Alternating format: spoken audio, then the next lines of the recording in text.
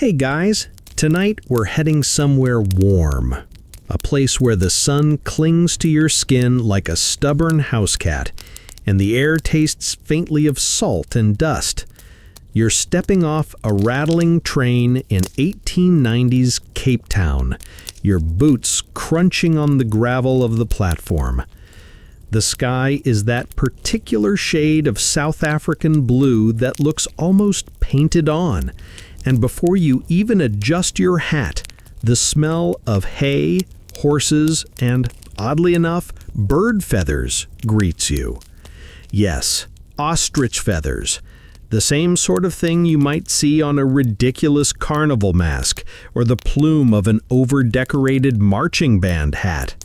But here, in this city, they're not just trinkets. They're the gold rush of the decade. Wagons creak past you, piled with downy, snow-white plumes, destined for far-away fashion houses in London and Paris. A single ostrich feather can fetch more than an ounce of gold. And you can't help but think that if you sneezed near one of these wagons, you'd be financially ruined. So before you get comfortable, take a moment to like the video and subscribe, but only if you genuinely enjoy what I do here. And let me know in the comments where you're listening from tonight and what time it is for you. Now, dim the lights, maybe turn on a fan for that soft background hum, and let's ease into tonight's journey together. Your boots carry you into the city proper, through streets where ox wagons grind against cobblestones, and women in high collars and wide skirts bustle by, their parasols tilting to catch any scrap of shade. Everyone seems to have a feather somewhere on them, a hat, a collar, even dangling absurdly from a walking cane.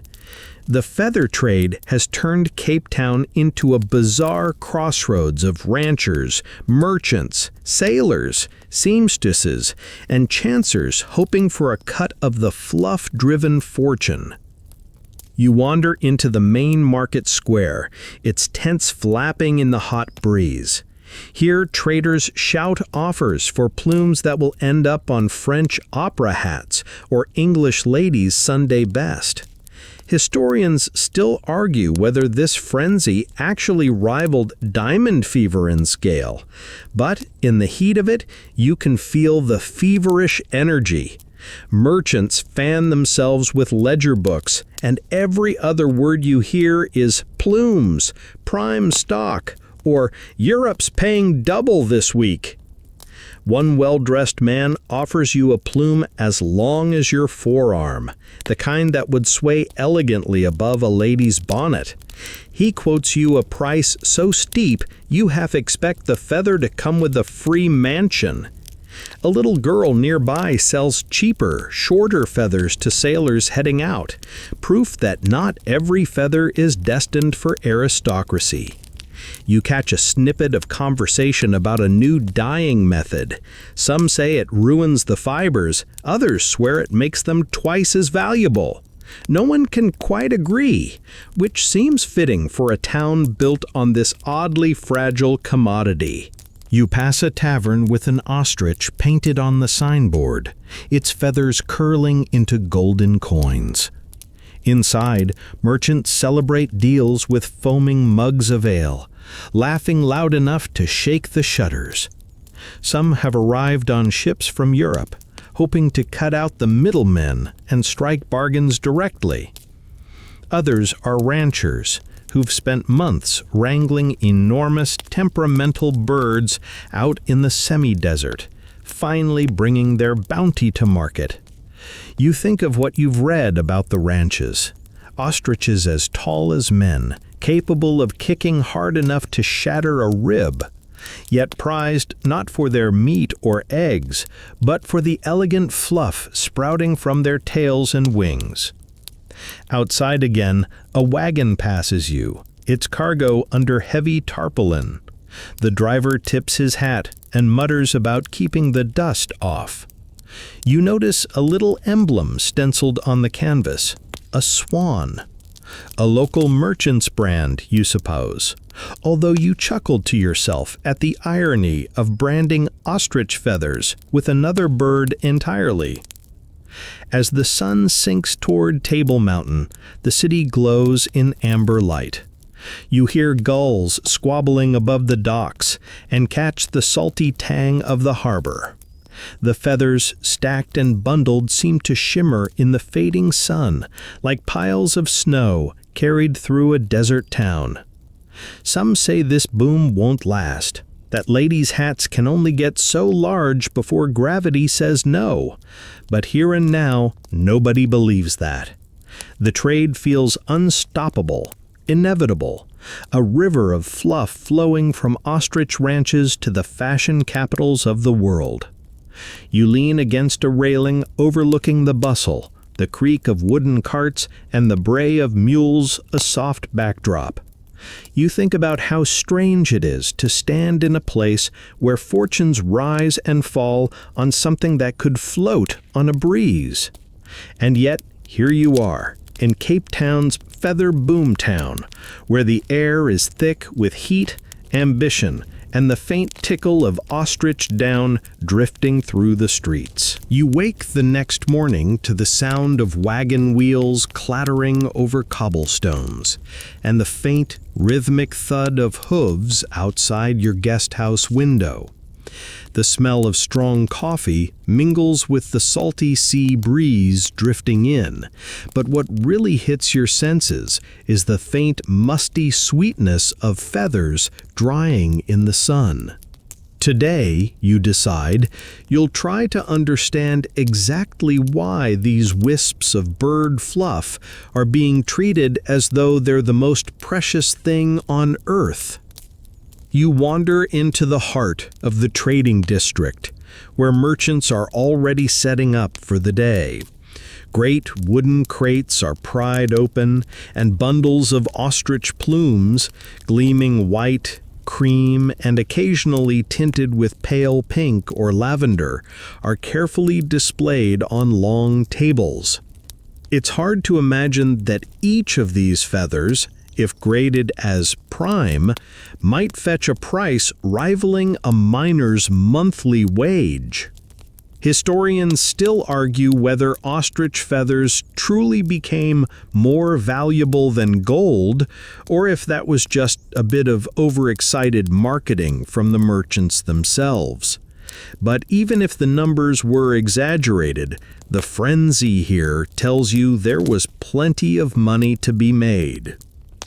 A man in a bowler hat greets you cheerily, holding up one of his best plumes as though showing you a royal scepter. He explains that European ladies, particularly in London and Paris, are demanding ever taller, fuller hats, and nothing gives a hat that cloud of elegance quite like a perfect ostrich feather. He quotes you a price in pounds sterling, and you almost choke on your morning coffee. "Worth every penny," he says with a wink, especially if you don't have to feed the birds yourself. You stroll past another stall where feathers are graded by size and curl, each bundled in neat stacks. A ledger book sits open, listing names of faraway milliners and department stores, their orders scrawled in looping ink. Someone mutters that a single hat in Paris could cost more than a horse and carriage, thanks in no small part to the feathery fountain erupting from its crown. The town feels like a stock exchange disguised as a farmer's market. Runners hurry between merchants, carrying messages of sudden price changes, a shipment from another colony delayed by storms, a new fashion craze rumored to hit Vienna next season, or, occasionally, a whisper that someone's trying to corner the feather market by buying up entire ranches' worth of stock before it even reaches town. You're reminded of the diamond fields up north, yet here the wealth comes from birds that look like they'd rather chase you around a paddock than make you rich. At one corner, a small group of men argue loudly over a single feather, debating whether its tiny kink at the tip reduces its worth. One swears it's perfect, another says it'll fetch only half price in London. A third man suggests straightening it with steam, and they all glance around as though this is some kind of industrial secret. Apparently, feather grooming is serious business. A fringe anecdote you overhear from an older merchant mentions a legendary bird in the Karoo, said to grow feathers so perfect they curl like angel wings, though no one seems to agree if that bird actually exists, or if it's just a story ranchers tell over brandy. You follow the commotion toward a large two-story trading house. Inside, the floorboards creak under your boots as you step into a hall filled with long tables.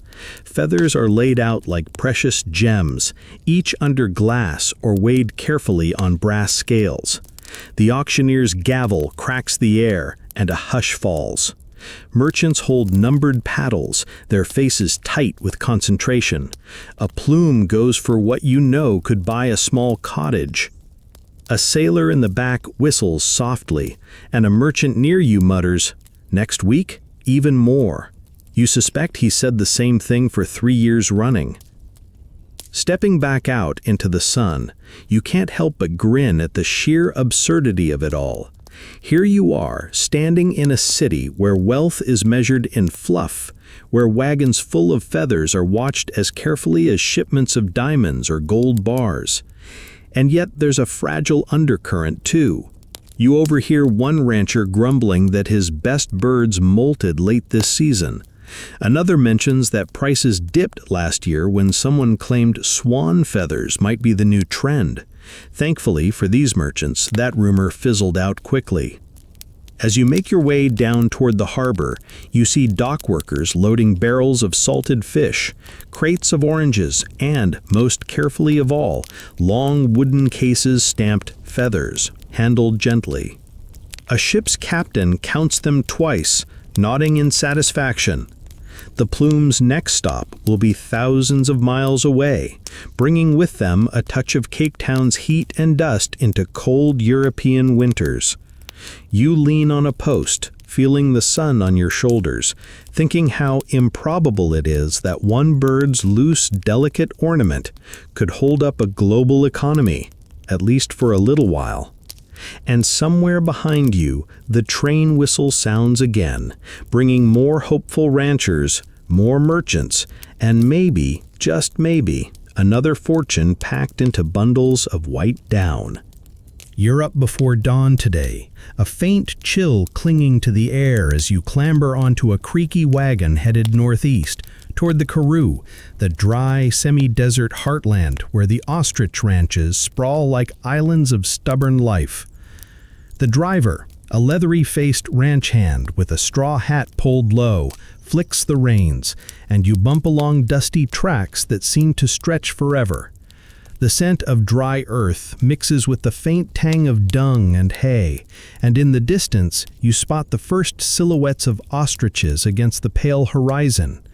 They look almost prehistoric, heads bobbing like feathered periscopes, long legs flicking dust into the dawn. By mid-morning you reach a fenced paddock. Wooden posts stand guard over acres of scrubland where dozens of these odd, towering birds mill about.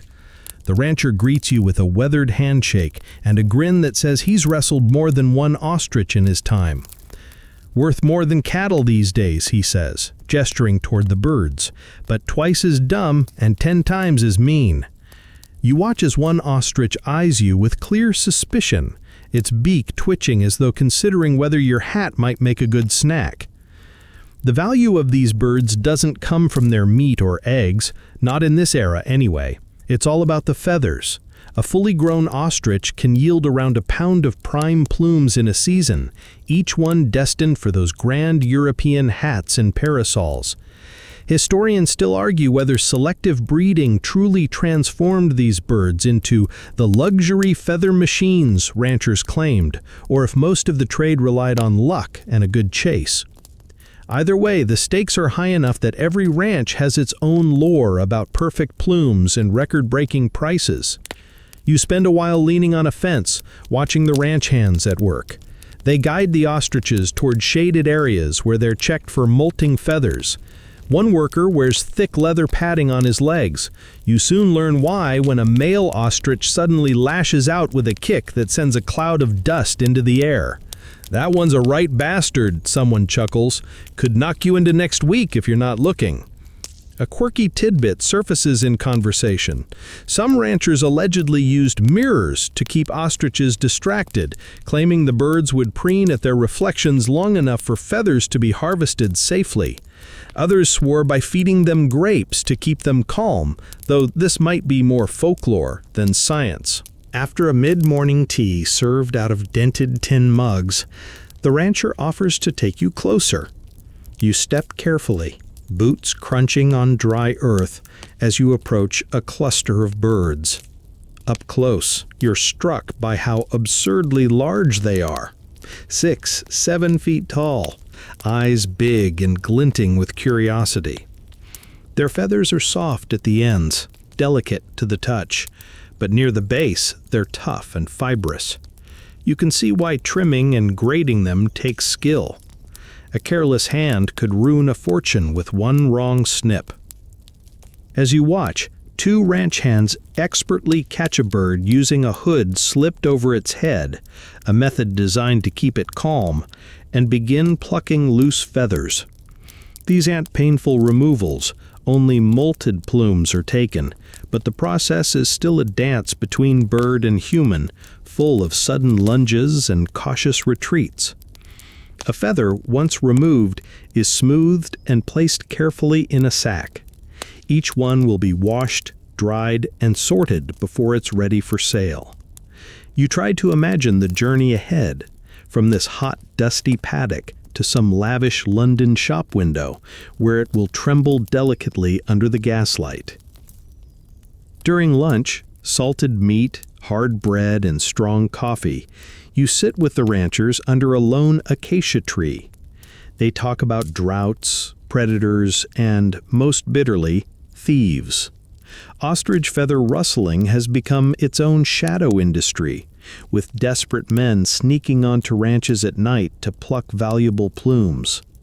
The penalties are harsh, but in an economy where a handful of feathers can feed a family for a month, temptation runs high. One old ranch hand swears that in the early days, some rustlers even disguised themselves as giant birds to sneak among the flock. Everyone laughs, but no one says it's impossible. In the late afternoon, the sun turns the sky molten orange, and the ostriches settle into long, gawky shadows across the veld. You realize this trade isn't just about fashion or money.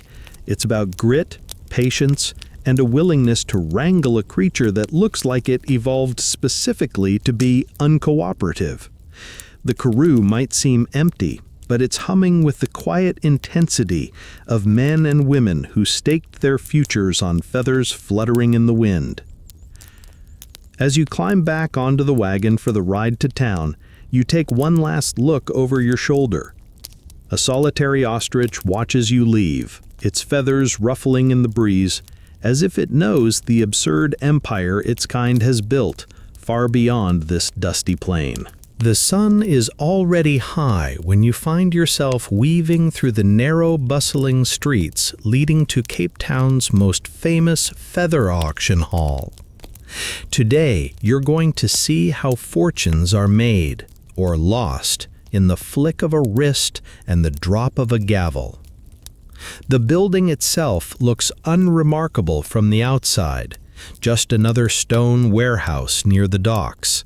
But inside, it feels like a theater of suspense, each plume the star of the show. You step through heavy wooden doors into a long, high-ceilinged room, smelling faintly of dust, candle wax, and feathers.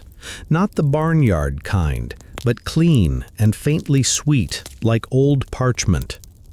Benches form neat rows facing a raised platform where a polished oak table sits under gaslight.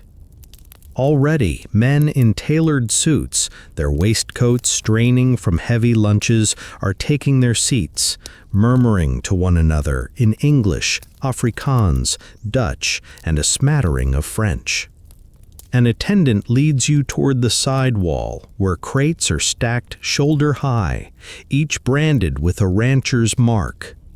The plumes inside are carefully tied in bundles, their tips sheathed in soft paper to keep them from fraying. A clerk in round spectacles opens one box, lifting out a feather as long as your arm. It glows pearly white in the light, its fibers so fine you wonder how it survived the journey here unscathed.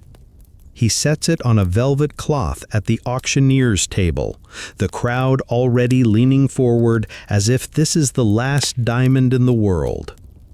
The auctioneer, a wiry man with sharp eyes and a voice that cuts through the murmurs, taps his gavel. The bidding starts briskly, paddles popping up like prairie dogs in spring. The prices climb in a rhythm that's almost hypnotic. £5, 10, 15, 20. By the end, the plume has fetched a sum you could live on comfortably for a year. The crowd exhales, and the gavel cracks again. Historians still argue whether these auctions were truly open and fair, or whether secret deals were struck before the first feather even hit the table. Some believe that a few wealthy buyers deliberately drove up prices to create the illusion of scarcity. You catch a whiff of that possibility now. A pair of merchants at the back exchange knowing looks, a barely perceptible nod, and suddenly the bidding halts. The plume goes for less than expected, sold to one of them with a smirk. Between lots, you step into a side corridor where the quieter deals take place. Men with rolled-up contracts whisper over cigars, striking bargains for entire shipments before they even hit the main room. A particularly ambitious trader brags about having exclusive rights to a farm near Otshorn, known for cloud-soft plumes. Another, you overhear, is plotting to smuggle feathers out without paying the full export duty, a risky move given that customs inspectors are said to confiscate entire shipments if they even smell irregularities. You return to the main floor just as a rare, prime double curl feather is carried in on a tray like a royal crown. The room goes silent for a heartbeat, then erupts in feverish bidding. The auctioneer's gavel pounds harder this time, sweat gleaming on his brow. The winner, a man with a diamond stick pin in his cravat, grins triumphantly while his clerk jots notes. A tiny curl of plume worth more than a wagon of grain. You can't help thinking the whole scene teeters somewhere between brilliance and madness. A quirky tidbit surfaces in a hushed aside from a nearby broker, a rumor that a certain European duchess had demanded an entire hat made of nothing but triple-length plumes, sparking a bidding war last month that nearly caused a fistfight. Whether it's true or not, the idea of men nearly brawling over feathery finery adds to the surreal theater of it all. When the last lot is sold and the crowd begins to disperse, you watch clerks seal the purchased plumes back into crates, marking each with chalk symbols for shipment. The hall empties, leaving only the faint smell of tobacco and the flutter of a stray down feather drifting to the floor. Outside, the sun glares off the street, and the world feels oddly quieter after the storm of numbers and bids. As you walk away, you pass a side alley where two merchants are still haggling over a private deal.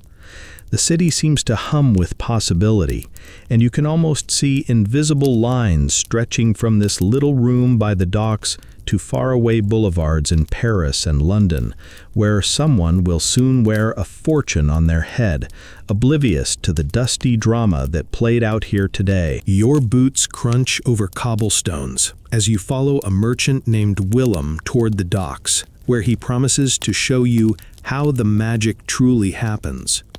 The morning fog still clings to the masts of tall ships, their rigging creaking softly, seagulls swooping above in noisy arcs. Between the warehouses, men in woolen vests haul crates stamped with ranchers' brands, the faint flutter of feathers escaping through cracks in the wooden slats. This is where the delicate Cape Town plume begins its long, improbable journey to the hats of Europe. Willem explains that feathers are not simply plucked and shipped as is. No, they undergo a careful process of cleaning, sorting, trimming, and bundling before they ever see the inside of a cargo hold. You follow him into a narrow workshop tucked between two wharfside taverns.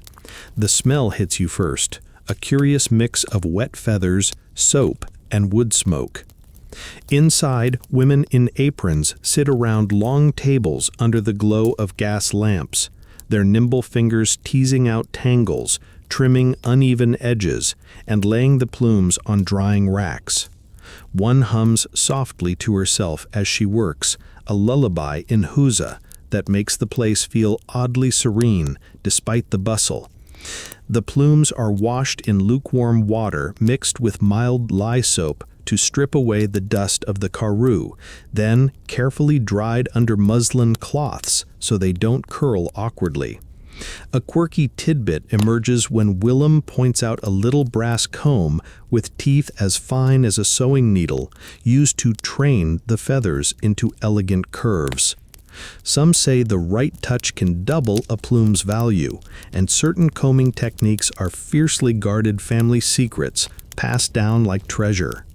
Historians still argue whether Cape Town's finishing houses were truly superior to their European counterparts, or if this was just local marketing bravado. Judging by the concentration on these workers' faces, you'd wagered there's some truth to the claim. Once cleaned and shaped, feathers are sorted by grade: prime for flawless plumes long and uniform, seconds for smaller or slightly kinked feathers, and waste for the ones too battered or short for high fashion. Nothing is truly thrown away. Even scraps might find their way into carriage dusters or trimming for gloves and fans. A boy no older than 12 ties bundles with neat string, each bundle tagged with a ranch's mark and a note of weight and quality.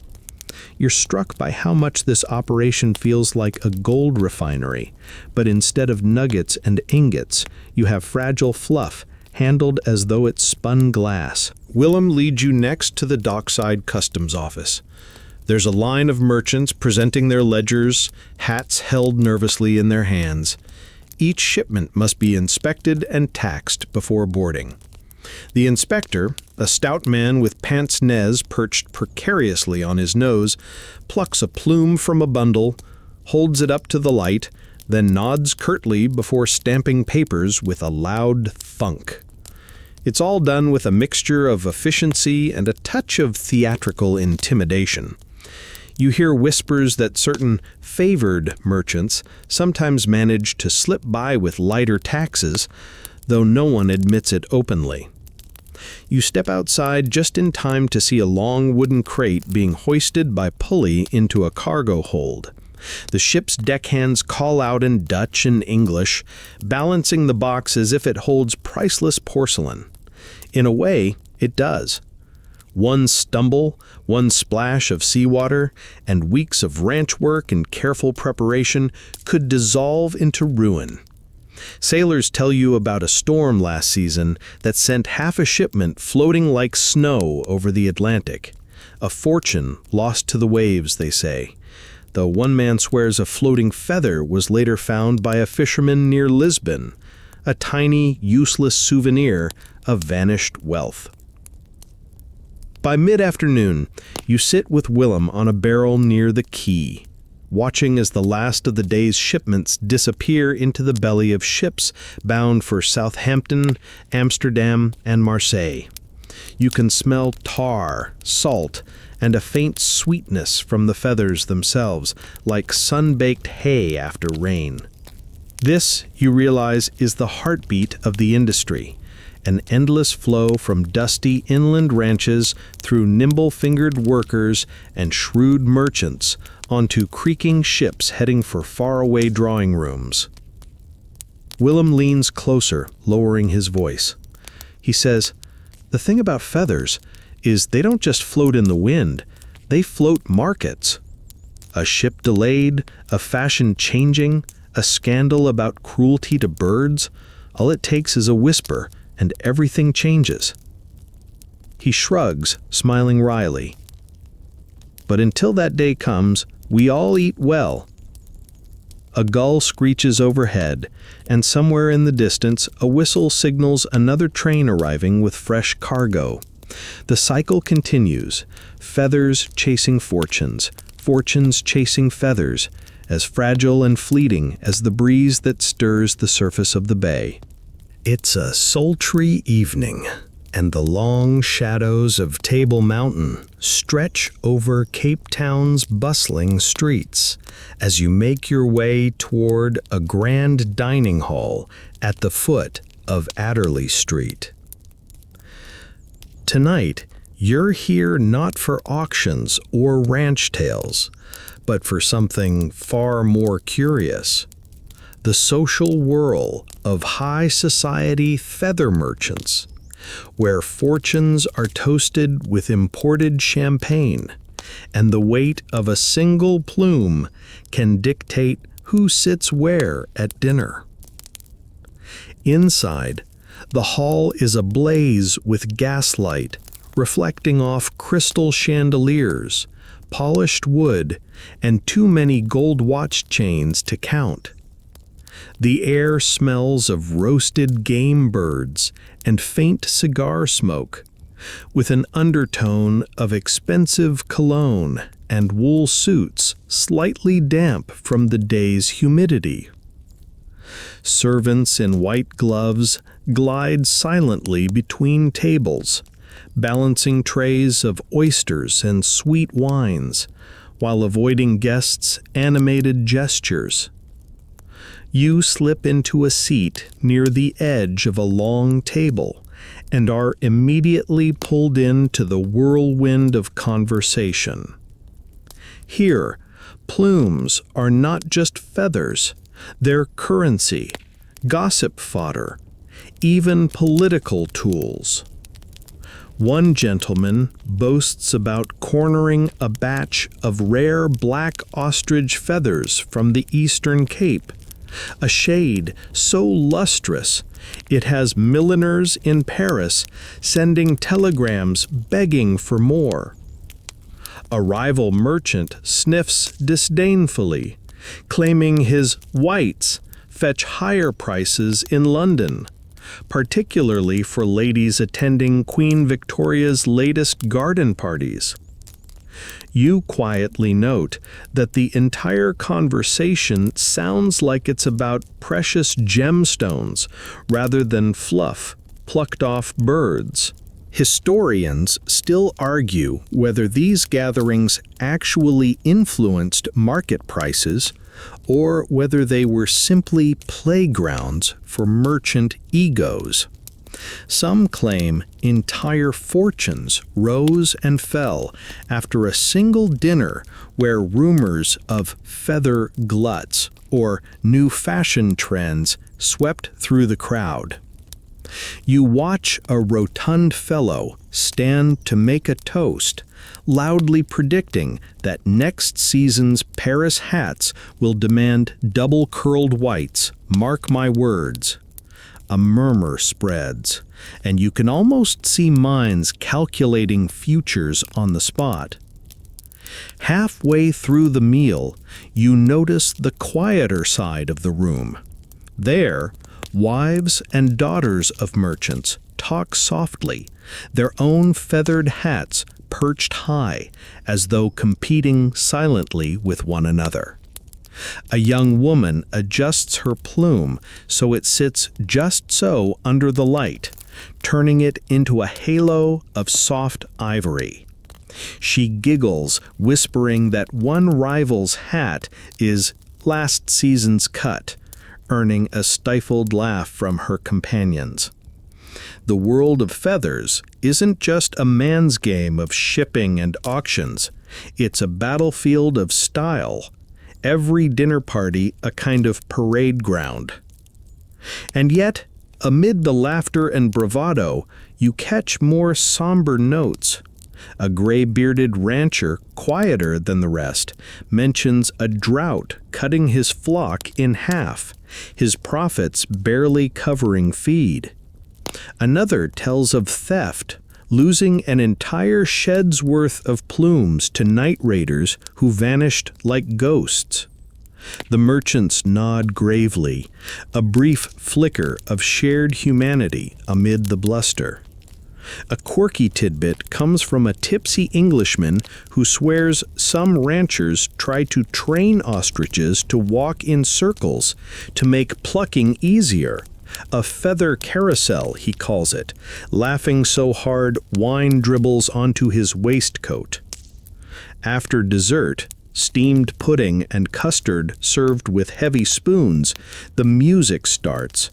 A pianist at the far end of the hall playing a soft waltz. Couples glide onto the floor, with the women's feathered hats bobbing like swans on a lake. You lean back, sipping the last of your port, and take it all in. The chandeliers glitter, the conversations swell, and beneath it all, you sense the fragile nature of this glittering world. It's a pyramid balanced on bird plumes. A bad harvest, a fashion change, or even whispers of synthetic alternatives, and this entire evening of finery and easy smiles could dissolve like a feather in the wind. You leave late, the moon riding high over Table Bay. The streets are quieter now, the echoes of horse hooves on cobblestones mingling with the faint rustle of feathers in passing hats. You realize that ostrich plumes aren't just an exotic commodity. They're a ticket to a precarious kind of nobility, where a man's status can soar or sink with the next season's whims in Parisian salons. You wake to a sharp rattle on your window shutters, the sound of rain tapping like impatient fingers. Cape Town is wrapped in a damp mist this morning, but you've been invited somewhere you can't refuse. A private meeting of the so-called Feather Syndicate, a circle of merchants rumored to quietly set the rules of the trade. Some say they meet to stabilize prices. Others whisper about collusion, secret agreements that decide whose plumes fetch the highest bids and whose sink like stones in the market pool. Today, you'll get a glimpse behind the polished facade. You follow a narrow lane off Green Market Square to a nondescript building, its paint peeling, windows clouded. It looks like nothing, and that's probably the point. Inside, the atmosphere is heavy with cigar smoke and an air of hushed urgency. Around a long oak table sit 8 men and 1 steely-eyed woman, all impeccably dressed, yet leaning forward like gamblers over cards. They barely glance up as you slip into a chair at the far end, notebook discreetly tucked away. One man clears his throat and launches into figures, the latest shipments to Southampton, the Paris fashion forecasts, the Cape Rail delays. Another speaks of a new French tariff threatening to make plumes too costly for certain markets. You watch as heads nod gravely, yet you can feel an undercurrent of self-interest, each merchant gauging where he or she can nudge the tide for personal gain. Historians still argue whether this so-called syndicate truly controlled the global feather market, or whether it was little more than a gathering of anxious traders clinging to the illusion of power. What's certain is that their conversations shaped perceptions, and in a business this fragile, perception often outweighed reality. A rumor of a feather glut could send ranchers into panic, selling stock for half its worth. A whisper about scarcity could double prices overnight. At one point, a younger merchant proposed something bold, fixing a maximum price for raw plumes to stop ranchers from getting too ambitious. The older traders scoffed. "Let the veld think it's striking gold," they said with a smirk. "If they believe fortune waiting in every egg, they'll keep feeding the birds and filling our crates." There's a chilling kind of brilliance in the remark, and you suddenly see how much this industry runs not on feathers, but on carefully crafted hope. Halfway through the meal, you notice the quieter side of the room. There, wives and daughters of merchants talk softly, their own feathered hats perched high as though competing silently with one another. A young woman adjusts her plume so it sits just so under the light, turning it into a halo of soft ivory. She giggles, whispering that one rival's hat is last season's cut, earning a stifled laugh from her companions.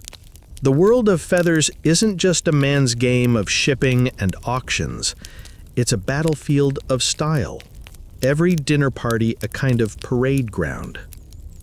And yet, amid the laughter and bravado, you catch more somber notes.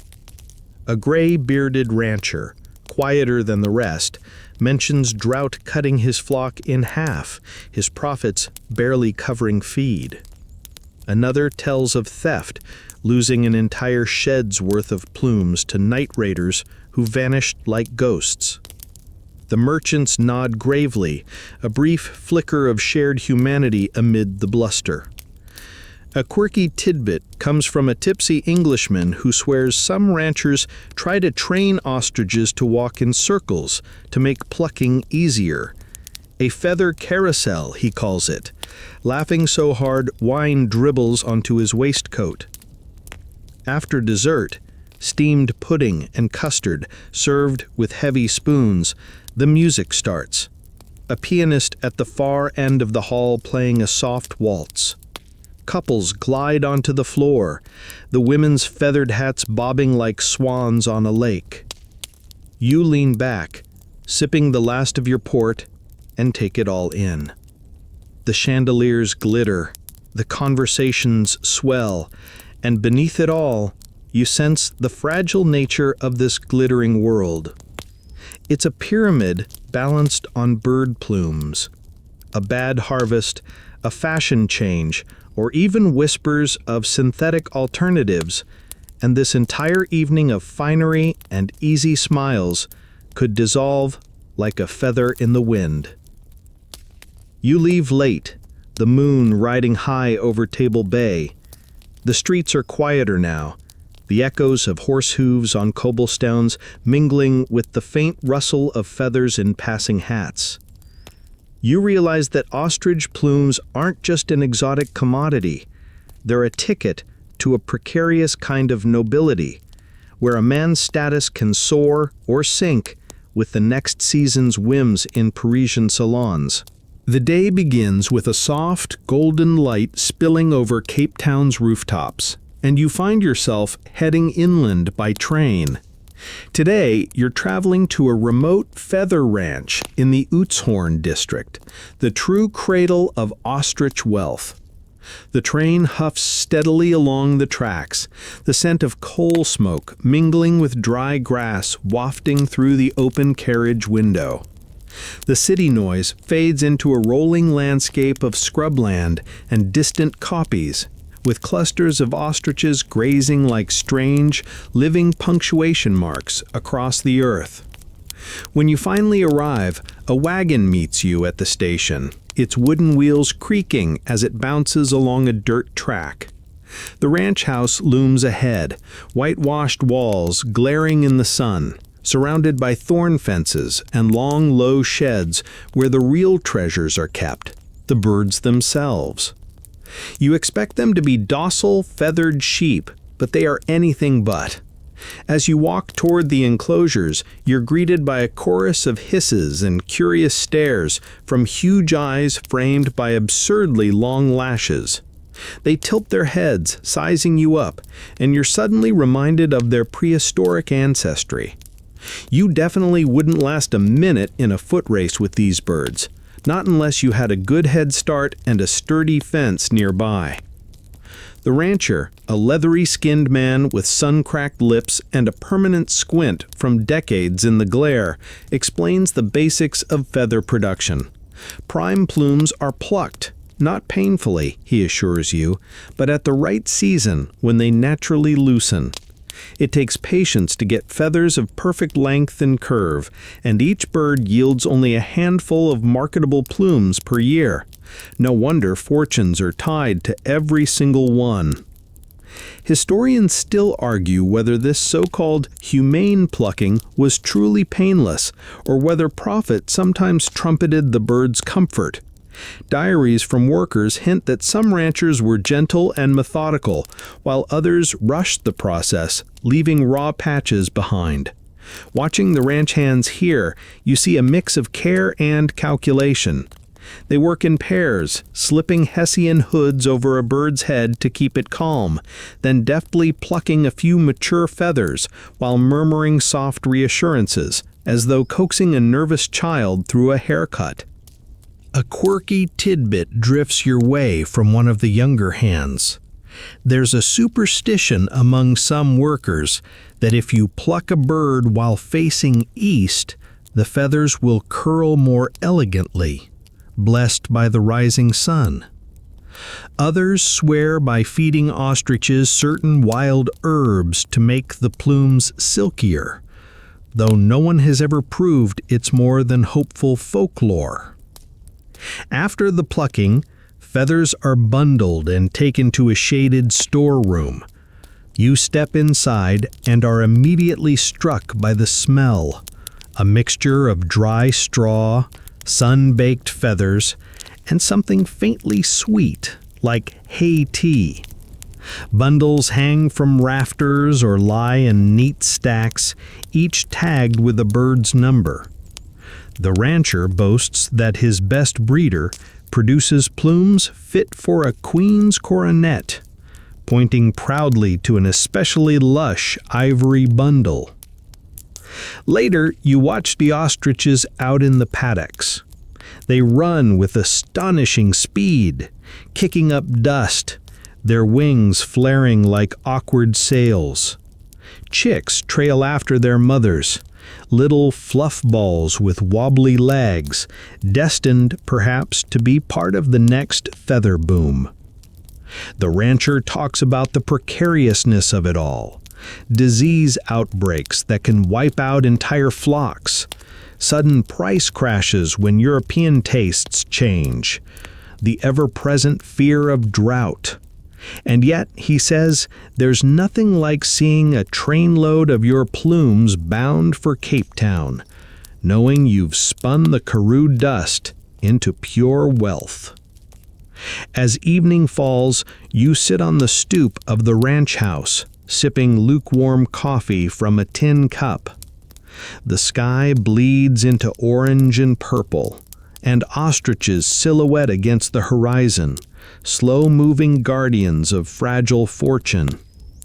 The rancher lights a pipe and tells you a final story about the first man to bring ostriches to this valley decades ago, a mad dreamer mocked for raising big angry chickens. Now his descendants dine with lords in London. The wind sighs through the thorn fences, carrying a single loose feather past your boots. You pick it up, feeling how light it is, and you wonder how something so weightless could weigh so heavily on so many lives. You return to Cape Town on a swaying train, dust still clinging to your coat, and find the city humming with a peculiar tension. A rumor ripples through the feather market. French designers may favor smaller, stiffer plumes next season, threatening the value of the long, elegant ostrich feathers currently stacked in warehouses by the ton. The merchants you meet on Adderley Street wear strained smiles, their usual swagger tempered by worry. This is what everyone in the business quietly dreads, a fickle change of fashion that can erase fortunes overnight. You trail a merchant named Elias as he hurries between telegram offices, sending frantic messages to agents in Paris and London. His fingers drum nervously on the counter while waiting for replies, each one arriving with a soft clack-clack from the telegraph machine. The news is conflicting. One correspondent swears that long plumes will remain essential for evening wear. Another hints that shorter, dyed feathers are the future of chic. The market hangs in limbo, every decision a gamble. Historians still argue whether the 1890s feather panics, as some called them, were driven by actual shifts in Parisian couture or manufactured by clever speculators trying to manipulate prices. Elias suspects both, muttering under his breath about a Dutchman in Marseille trying to corner the dyed feather trade. The drama feels less like a genteel business and more like high-stakes theater, where whispers can break men as surely as a drought on the Karoo. At the Exchange House that afternoon, you witness this tension play out. Normally, the Feather Exchange is a scene of calm bargaining, but today, voices rise, hats are flung on tables, and men lean in close, haggling over what plumes are truly worth. One merchant theatrically holds up a pristine white feather, claiming it will rule Parisian salons next spring. Another counters that buyers only want the new, shorter curls.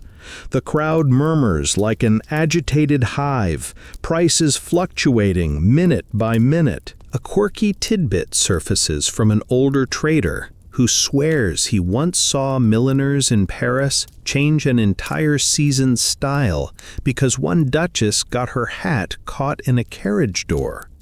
Plumes went from tall to modest in a week, he says with a shrug, and a dozen men here went bankrupt just as fast. You laugh softly, but the humor tastes bitter in a room where today's joke could be tomorrow's ruin. Late in the day, a telegram arrives from London, stating that the upcoming Ascot races will feature ladies in towering feathered hats. Good news for long plume merchants. A cheer erupts, shoulders relax, and Elias grins for the first time all day. Yet you sense how fragile this relief is, as thin as the quills they trade. A single Paris headline could reverse it by morning. You leave the exchange and walk into the cool evening air, passing shop windows where milliners display their latest feathered creations. There's a haunting beauty to them, ivory plumes cascading like waterfalls, delicate curls dyed in pale rose and sky blue. You can imagine the thousands of hands that touched each feather, ranchers under a blazing sun, dock workers at dawn, finishers hunched under gaslight, and finally some wealthy lady strolling the boulevards of Paris, oblivious to all that effort swirling above her head. The last thing you see before heading home is a ragged boy sweeping stray feathers from a gutter, collecting what he can to sell for pennies.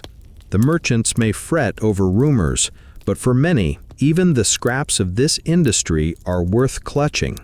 It's a reminder that while fashion dictates the peaks of fortune, survival clings to its smallest, most overlooked edges.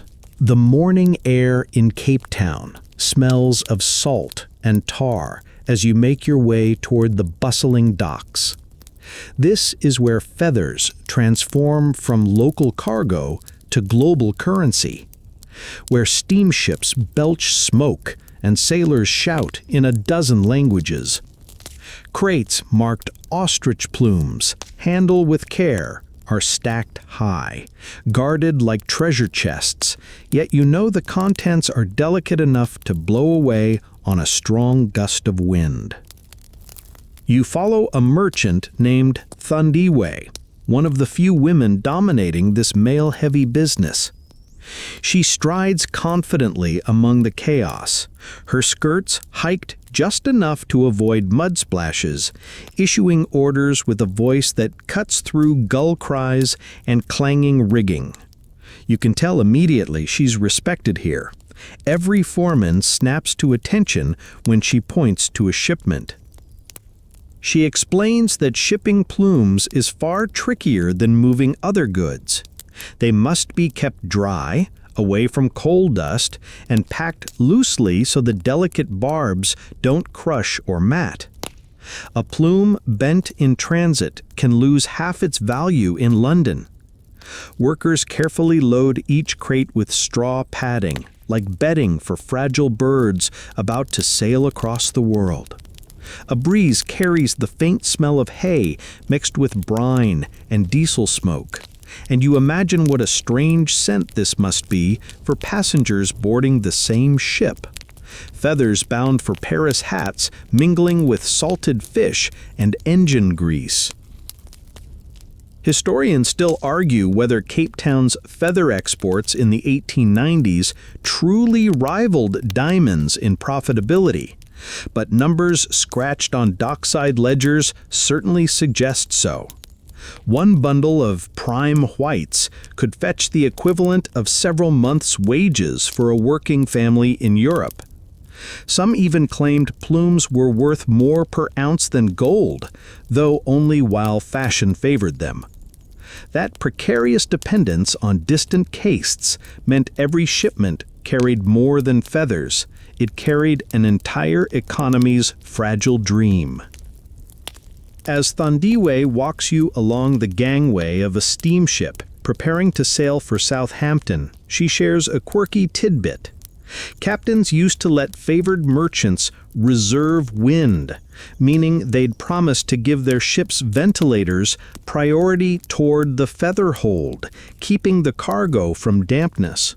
Of course, no one could truly control the wind, but bribes made promises as steady as the tides. Below deck, you step into the feather hold, a cavernous space lined with crates and smelling faintly sweet, almost floral, from the mass of plumes. Lantern light flickers off tags noting destinations: London, New York, Amsterdam, even Istanbul. Each crate represents hundreds of birds, dozens of hands, weeks of careful sorting and bundling, all reduced to coded labels and hopeful speculation about next season's hats. Back on the docks, you see another side of this trade. Men in patched trousers scavenge for fallen feathers, while pickpockets weaved through crowds of sailors and merchants. Thandiwe nods toward a gaunt fellow leaning against a bollard, explaining how small-time smugglers sometimes sneak prime plumes into personal trunks, avoiding official fees. There are even tales of ostrich feathers being hidden in hollowed-out walking sticks or under a lady's voluminous skirts to dodge customs duties. As the ship's whistle blasts and ropes are cast off, you watch it glide out toward the Atlantic, a floating arc of fortunes made of fluff. A gull dips low, catching a stray feather lifted by the sea breeze, and for a moment it seems absurd. Entire lives tied to something that can be carried away by a bird on a whim. Thundaway sighs beside you, pulling her shawl tighter. "Every crate is a gamble," she says softly. "We send dreams across the ocean, hoping fashion won't wake up from them before they land." You walk back up the quay together, boots crunching on damp wood, the sound of the departing ship's horn fading into the mist, leaving behind a sense of both hope and fragility that clings like salt spray on your lips. You wake the next day to a damp chill and a restless hum spreading through the city streets. The newsboys are shouting something unusual, talk of war in the Transvaal. And while the looming conflict feels distant from feather merchants' concerns, you quickly learn that nothing in Cape Town is ever truly isolated from politics. Over breakfast in a modest cafe, you overhear merchants discussing not feathers, but rumors of rail disruptions, possible embargoes, and even the government considering new export duties to fund potential military campaigns.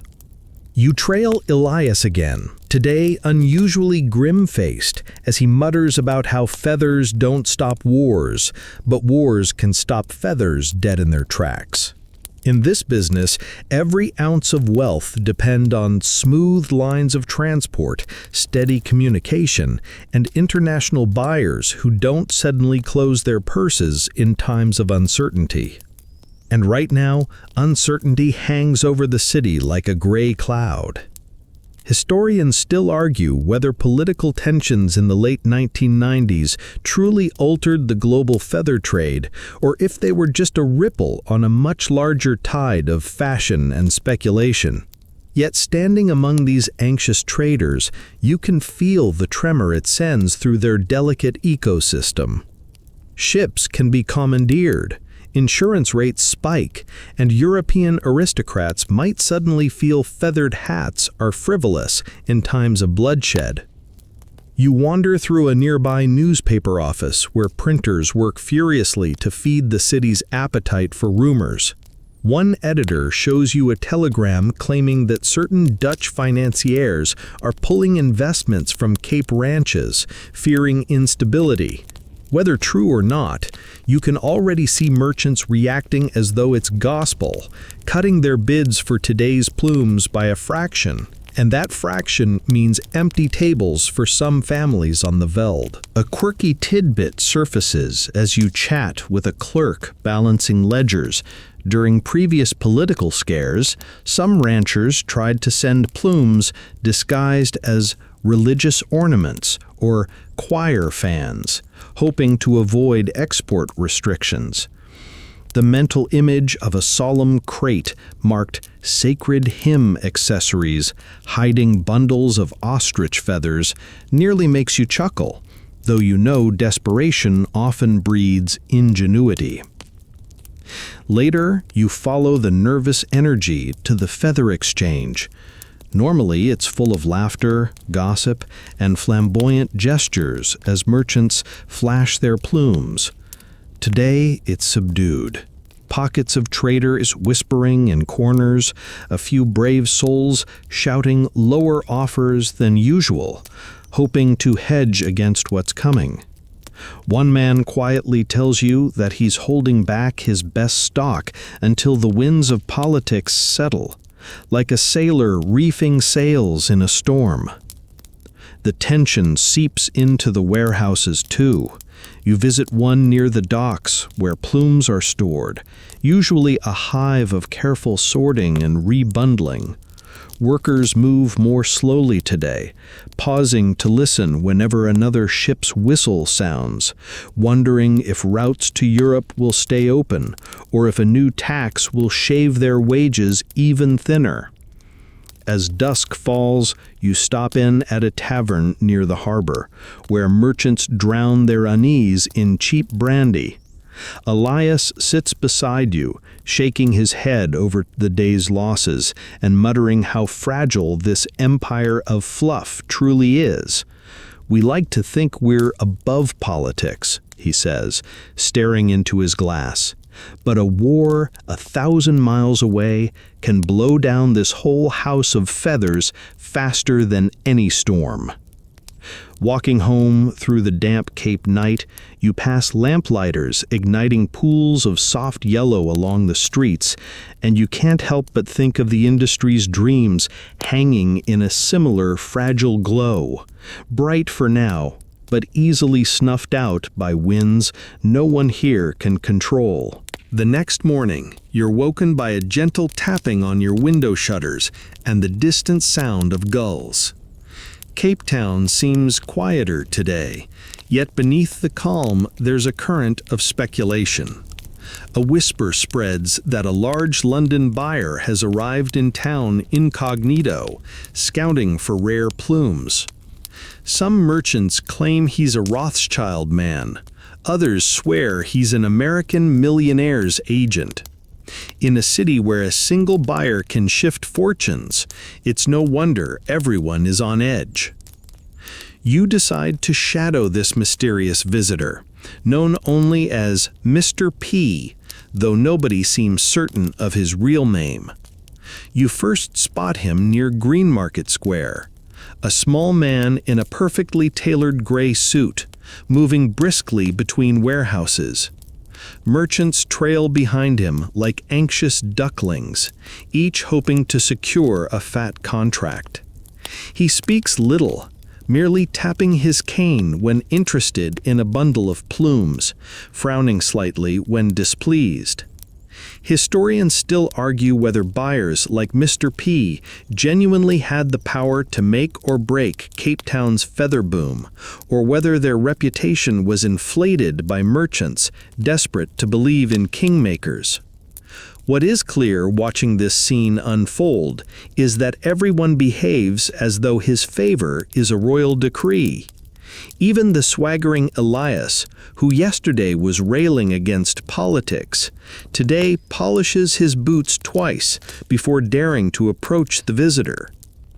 You slip inside a warehouse where Mr. P inspects crates. The room smells of straw, chalk dust, and faint musk from the ostrich feathers.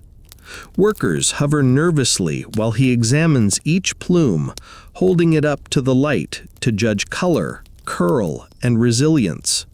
You overhear him quietly reject an entire bundle because the sheen is dull, leaving a merchant pale and trembling as though sentenced to ruin. A quirky tidbit arises from a warehouse hand whispering to you. Once in 1894, a European buyer was rumored to have chosen plumes for a duchess's wedding hat simply by closing his eyes and grabbing the first bundle. But that random pick set a new price record because nobody dared admit it was luck. Fashion, it seems, is as much about theater as about feathers. Following Mr. P through town, you witness the ripple effect of his presence. A rumor spreads that he prefers naturally cream-colored plumes, and suddenly everyone is resorting stock, yanking dyed feathers from window displays.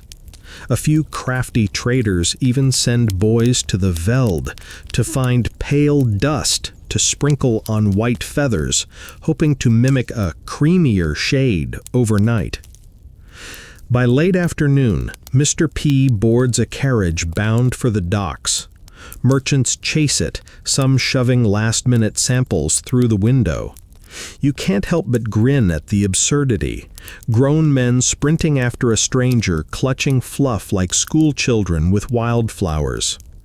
But the stakes are no joke. One bulk purchase could make a man's year, while a shrug of disinterest could leave him bankrupt. Historians say the feather market's volatility wasn't just about ranch yields or European wars, it was also about personalities like this, mysterious middlemen whose whims set the pulse of trade. Watching the carriage vanish into a spray of dust, you realize the entire economy here sometimes feels like it rests on the mood of a single enigmatic buyer with a walking cane. That evening, you stroll the wharf where sailors and merchants still gossip about Mr. P's rumored purchases. Some claim he bought thousands of pounds worth of stock, others swear he bought nothing and simply came to sniff the air. Whatever the truth, prices at tomorrow's exchange will rise or fall on his phantom decision. The moonlight catches on a stray feather drifting along the quay, and you think how strange it is that so much money and hope floats on something weightless, fluttering between truth, rumor, and dream. You wake to a strangely hushed Cape Town morning, as though the entire city is holding its breath. The exchange house is unusually still, its benches sparsely filled, and merchants avoid making eye contact. It takes only a few whispered words to understand why. A rival syndicate from Port Elizabeth has launched an aggressive bid to control the feather market, offering London buyers cut-rate prices that Cape Town cannot easily match. You join a group of traders huddled in the corner of a cafe, their coffee untouched as they argue in low tones. Some suggest slashing prices immediately. Others urge a united front to keep rates high. But unity is fragile among men whose fortunes swing on personal deals. Historians still argue whether the Cape Town merchants ever truly collaborated or were too fractured by ego and greed to withstand outside pressure. Watching them now, you suspect the latter. Elias, always quick to chase rumors, tells you about secret meetings held the previous night in a candlelit room above a warehouse. There, leading traders supposedly drafted a gentleman's agreement to fix prices, though none will admit it openly. Quirky tidbits circulate. One story claims they sealed their pact by tying a feather to a beer mug and swearing on it like knights with a sword. Whether true or not, the image lingers, half comic and half tragic. At the exchange later, you witness the counterattack firsthand. A Cape Town merchant dramatically throws open a crate of flawless prime whites, declaring they will not be sold for less than their full worth. The crowd cheers, a brief flash of camaraderie, but you notice several men slipping away to scribble telegrams, likely offering quiet discounts to London. The illusion of unity frays as quickly as it formed. Historians debate whether the Port Elizabeth syndicate was truly a threat or simply a bluff designed to scare competitors. The uncertainty gnaws at everyone. Traders pace the floor, hats clenched in sweaty hands, each glance toward the telegraph machine, heavy with dread. When no message arrives from overseas confirming sales at the proper price, the tension mounts until even the usually stoic Elias mutters, "It's like holding a feather in a gale. We pretend we can control it, but it slips right through." That evening you wander down Adderley Street, the gas lamps flickering in the wind. Conversations spill from taverns and supper houses, all circling the same anxious topic. Some dream of forming a Cape Town feather guild, modeled on European merchant houses, to resist outside pressures. Others scoff, saying the trade is too volatile, too riddled with schemers and lone wolves to ever stand together. You pause at a narrow alley where a boy is burning stray feathers for warmth, the faint smell of singed quill mixing with wood smoke. The sight feels symbolic. While the great men upstairs toast their agreements, scraps of this fragile empire go up in flames, unnoticed. As night falls, a fog rolls in from the harbor, softening the city's outlines. The feather merchants remain locked in arguments that promise everything but settle nothing. Tomorrow, prices might collapse or soar, alliances might hold or crumble. And as you walk back to your lodgings, the only sound is your boots on damp cobblestone and the occasional feather fluttering across your path, light as ambition and just as impossible to grasp. Dawn breaks over Table Mountain, streaking the sky with pink and gold, and you find yourself heading inland with a small caravan of wagons rattling along a dusty road. The merchants have decided it's time to inspect the source, the vast ostrich farms where this fragile empire begins. The city fades behind you, replaced by scrubland dotted with thorn trees and the occasional startled antelope bounding across your path. Hours later, you arrive at a sprawling ranch near Ostrich, the so-called feather capital of the world. The air smells of dry earth, sun-baked wood, and a faint tang of guano. Hundreds of ostriches roam fenced paddocks, their long necks swaying like curious sentinels, beady eyes tracking every visitor. A ranch hand jokes that they recognize a merchant's hat from a mile away, associating it with plucking day, though the birds themselves probably have no love for fashion trends in Paris. Your host, a weathered farmer named Pete, leads you along a rutted path toward a low shed where feathers are sorted fresh from the birds. Historians still argue whether plucking was truly painless for ostriches in the 1890s. Some swore skilled hands could remove mature plumes like loosening hairpins, while others claimed rough treatment often left birds agitated or even bleeding. You watch as a team demonstrates, gently restraining a bird with a hood over its eyes, deftly tugging the longest plumes while leaving smaller feathers to grow for the next season. The bird lets out a disgruntled hiss, flapping once before wandering off, dignity slightly ruffled. Quirky tidbits pepper the conversation. Pete swears one of his neighbors once tried feeding ostriches special wine-soaked mash, convinced it would make their feathers glossier, though all it did was produce tipsy birds staggering into fences. Another rancher tried fitting ostriches with canvas raincoats during a rain season to protect their plumage, only for the birds to shred the garments in minutes. The feather business, you learn, is full of grand ideas and slightly ridiculous experiments. You pass pens filled with younger birds, scrawny creatures destined to become the next season's luxury hats.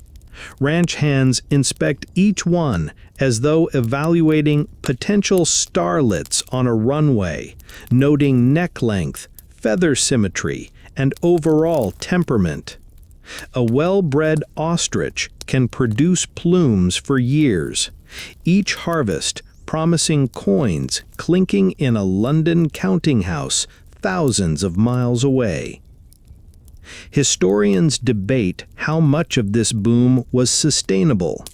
The veld is harsh, and overgrazing to feed growing flocks stripped vegetation in many areas, leading to dust storms and failed crops.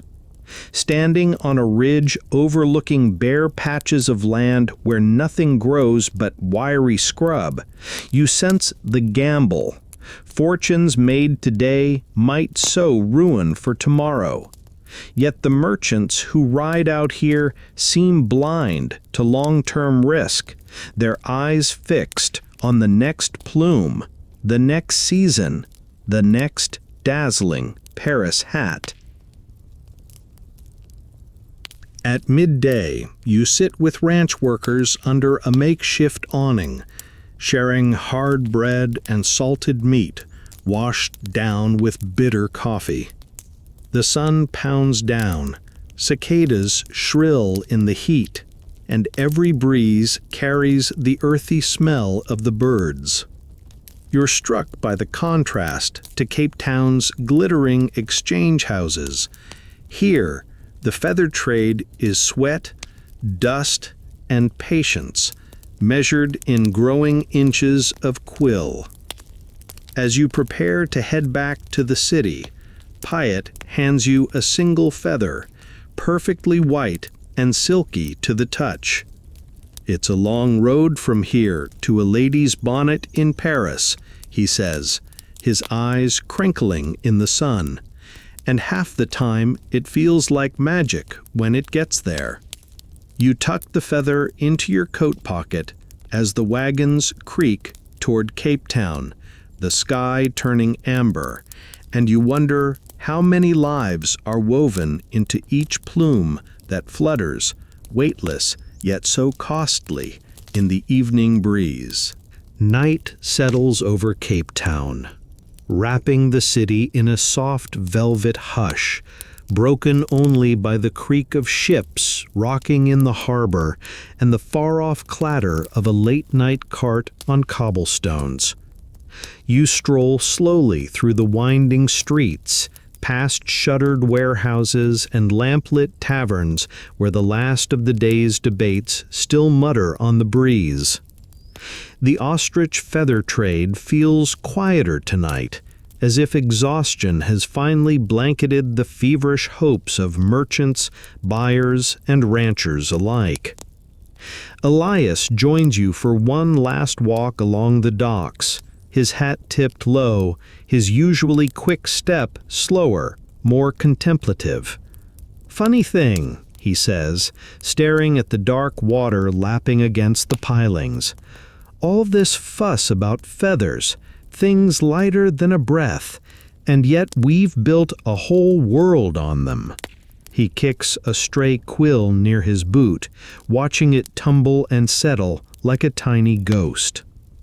Historians still argue whether the Cape Town feather boom was truly inevitable, born from global fashion and colonial trade routes, or just an extravagant accident, a quirk of vanity that happened to collide with this particular place and time. Walking here now, you feel it could be either destiny or absurd chance, profit or folly, depending on where the next hat trend blows. You pause near a warehouse where laborers, lanterns flickering low, finish bundling the day's plumes for tomorrow's auction. The smell of straw and faintly sweet feathers hangs in the cool night air. One worker hums softly, a lullaby-like tune, while others methodically wrap delicate fronds with twine, their hands moving as if memorizing some ancient ritual. Quirky stories ripple through the quiet.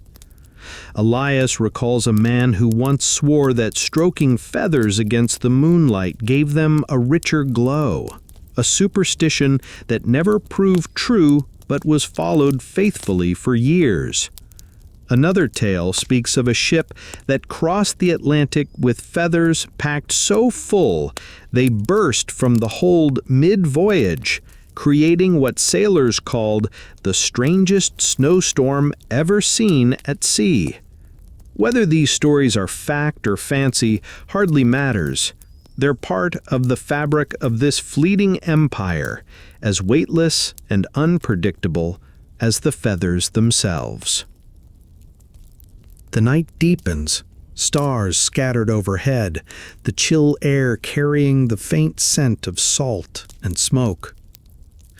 You imagine the journey each plume will take from here, crated, shipped, displayed, caressed by gloved hands in Paris salons or New York boutiques, until it finally rests atop a hat in some glittering ballroom. A chain of countless lives and labors, all bound to one fragile filament from a restless bird under the African sun. By the time you part ways with Elias, the city has gone still. Lanterns dim, gulls roost, and a breeze stirs a single loose feather across the dock.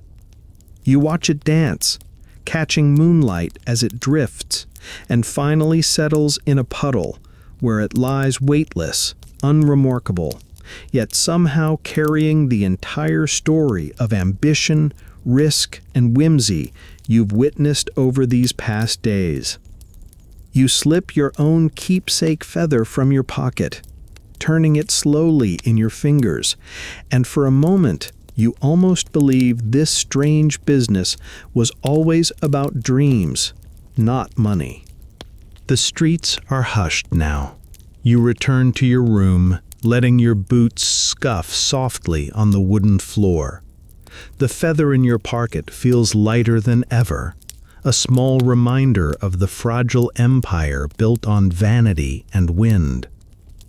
You stretch out on your narrow bed as the city sighs around you, knowing tomorrow the merchants will rise again, chasing fortunes in fluff, as relentless as the tides that bring ships to these docks.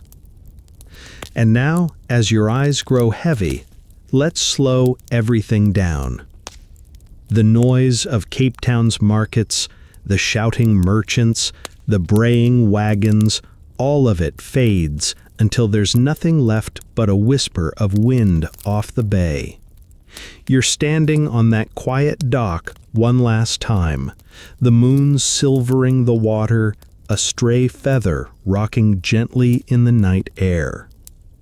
Your breath slows to match the lazy rhythm of the tide, in and out, soft and steady. You feel the cool wood of the pier beneath your feet, smell the faint brine of the ocean, hear the creak of a distant ship turning in its sleep.